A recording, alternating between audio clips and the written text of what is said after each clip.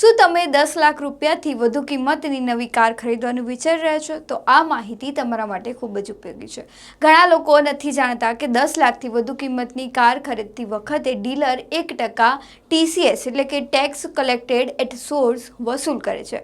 આ પૈસા પછીથી તમારા એકાઉન્ટમાં રિફંડ તરીકે મેળવી શકે છે, પરંતુ બહુ ઓછા લોકો તેનો ક્લેમ કરે છે.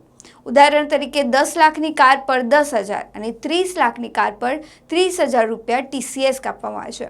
પરંતુ આ રકમ તમારો વધારાનો ખર્ચ નથી. સરકાર પાસે જમા થતી આ રકમ તમે ITR ફાઇલ કરતી વખતે પરત મેળવી શકો છો. તેના માટે કાર ખરીદ્યા બાદ ડીલર પાસેથી ફોર્મ 27D લેવું જરૂરી છે.